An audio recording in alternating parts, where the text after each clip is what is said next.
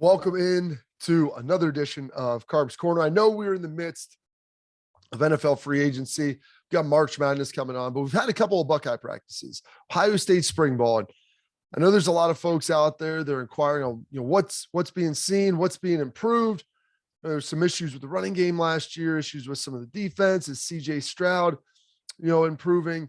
You've got some young quarterbacks that are coming in the mix, which you need to see a larger sample size before you really start to make any judgments on how those guys are going to look and how they're ultimately going to play. But wanted to touch on a couple things. Offensive line, Justin Frye coming in.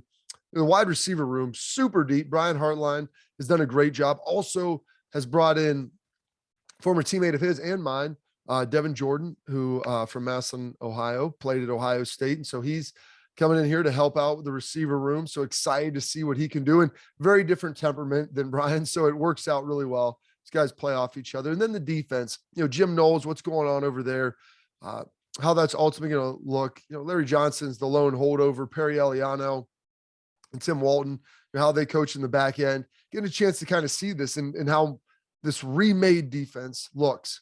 So there's a lot of things that are happening, and just got a little snippet, a little taste. And they don't even have the pads on, but you can see as far as run fits, how people align, disguises things on the back end that will ultimately kind of pay some dividends. And starting off on the offensive side, Justin Frye, new offensive line coach, coming in from UCLA. He had some experience coaching, with Ryan Day earlier in his career, under Chip Kelly there out in California. And he was excited to get back. I mean, he's an Indiana guy. He played at Indiana when I was, at Ohio State. So we had some nice conversations going back and forth about the Buckeyes and Hoosiers from back in the day.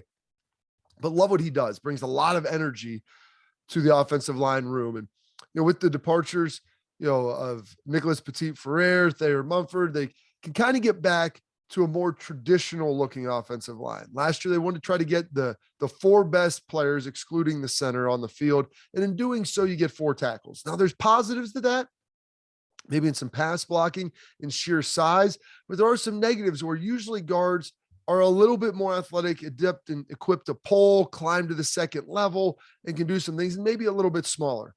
And not always, but there's just a slightly different skill set from short setting inside and being able to kind of, not be on an edge and play in space, which there can be a lot of things that are more difficult about that, but there's also just some differences of going inside and playing. So with that, Paris Johnson gets to move back out to his traditional spot of tackle. So it'll be him and DeJuan Jones, most likely out there holding that thing down. Both guys, highly recruited players. Both of those guys, very, very talented, and excited to kind of see what they can do and continue to develop. DeJuan Jones has to continue to work on his feet. We saw that last year. He's a huge guy, big Thanos, monster athletically, can really bring a lot to the table, but got to be able to bend. That's one thing Justin Frye has been kind of harping on these guys, making sure that they bend, move their feet, and stay active and aggressive. And with that, they'll have more traditional guards now. Probably Matt Jones, DeJuan Jackson. They'll be rolling a lot of different guys through there. But when you have more traditional guards, and you have Justin Frye, who's coming from that Chip Kelly offense, Kevin Wilson's involved in this as well, and he's very creative in the run game. I think you'll see a little more misdirection, see a little bit more pulling, being able to get those guards out, move them around. And what does that ultimately do to your offense, or do for your offense? Well, it slows down the defense. When you're just not running, zone right, zone left, maybe a cross action with the H-back, it forces teams to play you a little bit differently.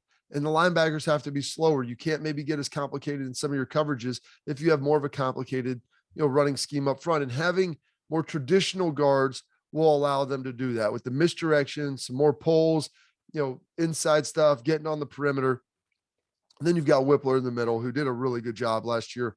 He'll hold it down, with the injury of Harry Miller. And we've talked about Harry, his departure from the team, and not even from the team, just, his desire, and realizing what football may have been doing to him on an emotional level. So that's going to, be some of the differences in the offensive line. No pads on yet. So we'll see as they get pads on how everything kind of changes a little bit. And if, guys begin to rise to the top and move around, and what the running game ultimately looks like, because you really can't get into a lot when you're just wearing your little shells or just jerseys. What you can see a lot of, though, is the wide receiver position. So we know about Jaxon Smith Njigba. Let's cross him off the list. Like, people are like, oh, he picked up where he left off. All right. Well, the guy had more yards in the Rose Bowl than anyone else in the history. Like, one of the top bowl performances ever by any player. So we're done with Jaxon Smith Njigba. You know what he is. And the reality is, too, you can do it inside and you can do it outside. So for Brian Hartline, that gives you some position flexibility, which is really nice. Really nice to be able to have that, because now you can just, mix and match. And he has a lot of game experience. And so if you want to put Marvin Harrison Jr. outside, Emeka Egbuka in the slot, Jaden Ballard, all these different guys that you want to throw out there, it gives you the ability with Jaxon Smith Njigba being smart, playing in the offense, and being very versatile with his athletic skill set. So we'll start with Marvin Harrison and Emeka Egbuka. The first thing that most people are going to notice about those guys when you take a look at them, and you've seen pictures of them, and there's stuff that's been flying around social media, is how physically developed they look. Both of them, you can see, have, another year in the weight room in the off season with Mickey Marotti has paid massive dividends. You can start to see a little bit of the ripples in the arm. And this isn't a situation where you want your wide receivers to be like muscle bound and just strapped, but the bigger you are, the more powerful you're going to be off your releases. Powerful you'll be through, tight press, man coverage, run after the catch, running through tackles, better blockers. It just makes you a more explosive athlete. And so watching those guys take those leaps physically is very important, because not a lot of wide receivers really love lifting weights. Like that's kind of a reality. Like most of them, skill guys, corners and DBs, and wide receivers, not really for me. Mickey Marotti gets him to buy in. Brian Hartline gets him to buy in because he knows ultimately what that's going to do for you physically in the long run. So big advantage right there for both of those guys. And then Emeka Egbuka, he switched and he's wearing number 2 now. Kind of looks a little bit like Chris Olave when he's standing there and talking with some of the guys, like just a bigger version of Olave. But then you watch him run. And Olave floated on the ground. He's light. He's an ultra speed guy. Like Emeka Egbuka has got some juice to him. Like he pounds the grounds when he runs, like not in a bad way, but you can see there's a lot more power coming through him with his run after the catch. You could see a little bit on returns last year. He's bringing a different element to the game. He still has some of his deep speed and he can do a lot of other things. But what's impressive, like he runs like a running back, and it's going to give you some versatility, getting him the ball in space and allowing him to run through some of those tackles. Then you got Ballard, as I mentioned, the Maslin missile. He's tall, he's long, he's lean, and he gives him an element, a little bit like they had with Devin Smith. And Devin Smith was a top off the defense, super fast, high jumper, could go get the ball.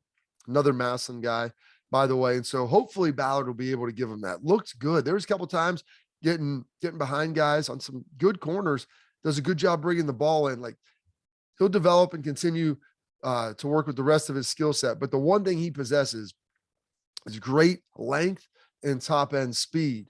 And when you have that, it's nice to be able to get a guy out there to make sure you're always pressuring defenses vertical. So they can't sit on you. They can't squat on you. You can always attack with them down the field. So that speed and that length, that height is going to be big. And then lastly, at the receiver position, Kam Babb. And he's a guy that all those other guys are kind of young, and we remember talking about him a lot. Kam Babb's been at Ohio State. I don't know if it's his 5th year, 6th year. Seems like he's been here forever. He's torn his ACL 4 times, both sides. I never really thought that he would ever play at Ohio State, and he looked good in spring ball. Like physically, he's always looked the part. He's put together. He's got strong legs, big upper body. Dude works hard in the weight room, and really just a first-class, top-notch human being. And his persistence and stick-to-itiveness through all of these injuries, I'm really amazed at like the heart of the man that he has.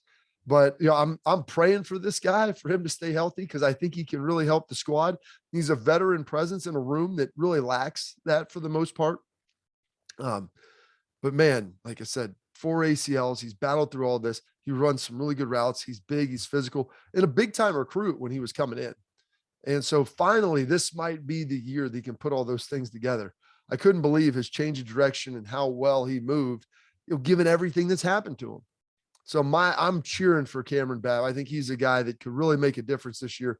And just hopefully, my goodness, hopefully, my man stays healthy and gets out there this season, because I know he deserves it. And he's really worked hard at making sure he can be the best player that he can be. Flip to the other side. Defense. Jim Knowles comes in 4-2-5. And there's a lot of talk up front that Ohio State has always been this traditional 4 down. And they played this kind of stand-up hybrid, they called it the Jack. I think they're going to call it the Leo position here. They got a couple of guys running through it. Zach Harrison, standing up. And this guy can stand up. He can put his hand down. But the big thing is they'll drop sometimes, do a little 8-man dropping. Not something that we've done a lot of in the past at Ohio State, but he likes to throw that in there. Jim Knowles does as a changeup. You go back and watch a lot of his games. He'll bring some heat. He'll bring 5, 6 guys, 7 guys, but then he'll also drop 8 and give you a little bit of a different look and try to run some stunts up front with the defensive line to still be able to get home and get some pressure. But this Leo position requires some versatility, because you have to be able to rush out of a 2-point. And so with that, Zach Harrison looked good out there, a little bit. They've been rolling him through that spot. Jack Sawyer is a guy that a lot of people are talking there, and Jack looks real good. He was a guy at Pickerington North that I got a chance to watch a lot of in high school. Played a lot of different positions, quarterback. They put him at tight end, like receiver, defensive line, move him all around. And he's very gifted athletically. Looks a lot different than he did in the fall. And he took off his senior year with COVID and everything, worked out, but looks like he's added probably another 10 pounds of mass, but still very fluid. And probably the most natural dropper out of everybody. Looks really good dropping, smooth rusher out of a 2-point. I think he'll really do some great things at that Leo position, kind of the stand-up and that we're going to talk about. And then Mitchell Melton, a guy that not many people have kind of talked about. He would have helped a ton last year at linebacker. He suffered an injury. He's back healthy. And so he's kind of sliding up from a linebacker to more that defensive and hybrid role, that Leo-ish position. And so he'll bring another little element as well. The fact that he played linebacker, played off the ball. So his learning curve will be a little bit more in the pass rush, but he's looked good as well. Going to continue to add size there. I'm pretty excited for the athleticism that he could ultimately bring. And also, they've got Cade Stover, who's been running a little bit, middle linebacker, backing up Tommy Eichenberg. And maybe there's a point, when the linebacker room gets a little bit more healthy, that he could even slide in there and maybe play some on the ball stuff. Because that's the one thing about this 4-2-5. It's great against most offenses now, but the Illinois of the world, Michigans, Iowas, Wisconsins, maybe even a little Michigan State, there's maybe a little Minnesota. Most of the teams are in the West, but they're going to line up and try to run the football and, 2 tight ends, 1 tight end, 2 backs, more traditional looks where you're going to need 3 bigger bodies at that second level. And so those guys will give you a little bit of that versatility, should you need to go to a more traditional looking 4-3. In the back end, and this is what everybody's focusing on, the back, 7, with linebackers and defensive backs, very multiple with what they do. And Jim Knowles has talked about this in pre-show. You want everything to kind of look the same. So whether they're running like a 3 deep, a single high, man coverage, whether it's zone, it takes you a minute to kind of figure it out. They've got different ways of rolling and coming down to it. They run a little bit of a 2 deep. Cover 2, they've got some zone reads with the corners where they're reading routes. Like, they had a number of coverages in early on that was surprising that there weren't more just big busts where guys, thought it was something, or they thought it was going to be this. They misread the formation. Looked pretty good early, especially day 1, day 2, had a couple of those busts, but you're going to have that. And Jim Knowles' philosophy, give it all to them, drink from a fire hose, and then we'll settle back in and kind of, work it with it. But there's going to be some growing pains as they absorb this. It's almost kind of the 4-2-5, how they run it, traditionally like almost a 3 safety look. You got like your adjuster, who's kind of the field nickel-ish guy. You've got the middle of the field safety for the most part, and then the boundary guy. And so they'll kind of roll into 2 and 2 deep looks and single high looks and oscillate back and forth, and all making a lot of it look the same. And it's pretty impressive. It requires a lot of communication. There's run fit issues up front with the linebackers as far as knowing where the safeties are going to be, who's going to be the extra man in run fits. There's a lot of different stuff, but two shell, single high, man coverage, 8-man drops, which is something I talked about earlier, getting the Leo involved and having them drop out just to give the quarterback something else to look at. And one position that'll benefit from seeing this back end more than anyone else is going to be that quarterback position. Because now in practice, you're going to have all these guys, CJ Stroud, and the entire crew sitting back there and looking at, a variety of coverages that aren't revealed until after the ball is snapped. So it's post-snap reads and adjustments. And that's very, very difficult for young guys to pick up on. And if defenses are good at holding them and disguising them and showing one thing and playing another, it's really great for quarterbacks to have to hone in and try to really read body language and understand what they're seeing. And this Jim Knowles defense is going to give these Buckeye quarterbacks a little bit of something to see. And they've got some talented guys in there. Bringing in Brown, McCord, all of them have looked pretty good, and they're going to be seeing some unique looks. And that's only going to sharpen their sword during the season when they start seeing a lot of different things. Looking at the linebackers, Tommy Eichenberg looking good. Steele Chambers, these guys look like they kind of picking up a little bit where they left off. I like that Steele's looking more confident after really kind of being in this position now for a full season, starting to work into spring ball where you can really focus on technique and what you're seeing as opposed to game planning, because it almost wasn't fair for the guy to have to do so much and make that adjustment in such a quick time. We saw Tommy Eichenberg play a great second half in the Rose Bowl, did a really nice job against Utah. And so with that, he's kind of picking up the leadership, the confidence. You can see him triggering much faster. And then unfortunately, Cody Simon, got dinged up a little bit. I think he'll probably be limited mostly of the spring, but he is a diligent worker. He'll be out there. He'll be ready to go. And that's not even a question.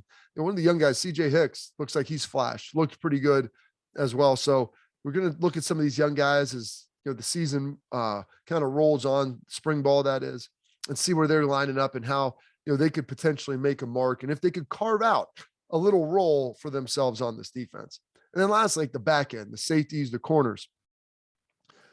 Cam Brown's, going to be a dude. He's looking good out there. They've got some talented young players, back there on the back end. It's really going to come down to like how these safeties fit, and Jordan Hancock too, also kind of raising his level to be able to step out there, and be another guy. But the guys I'm really looking at and excited to kind of see these safeties. Court Williams, the dude who played a lot last year, really big physically, could be an awesome asset in run support, and then do a great job in coverage as well, because he moves really well still, but he's a big physical guy. If you see him, you probably think he's almost a linebacker at this point with, the size that he possesses, but he can run. He's a diligent kid. He gets it. And it's awesome watching these guys, kind of consume all this information and understand how they need to make adjustments when they do make some of these mistakes.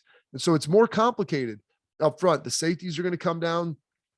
Who's going to be that extra guy in the run fit and making sure they communicate with the linebackers. The linebackers know it, they get it, and all that can work. And then lastly, Josh Proctor, who got injured early on last season. He was a huge recruiting get out of Oklahoma when he came in. We've seen him make big hits.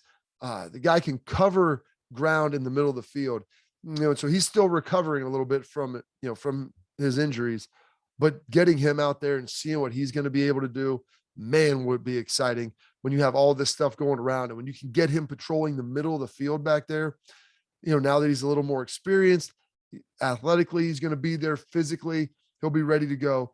My goodness, he can cover so much ground. And hopefully we'll be able to get a chance to get him locked in so that he can really be a guy that coordinates a lot of stuff there from the free safety position. Just a little quick look, and a little nugget, if you will, for this Ohio State roster, kind of where they're at, what's going on. Spring break right now, had a couple of practices, and then they're going to come back running, and multiple practices a week as they kind of plow towards the eventual spring game towards mid to end of April. But a lot of adjustments need to happen. We'll look at some quarterbacks, some of the running backs, how they're doing, and continue to stay updated on the defense and kind of provide these weekly updates on Carps Corner just to make sure that we can kind of keep track on where everything is. So thanks for tuning in this special edition of Just Buckeye Central, Carps Corner. Any other questions, anything you want to let me know, feel free to comment on it, like it, and I'll try to make sure I get all of these things answered so that you can have the most up-to-date Buckeye information. Thanks.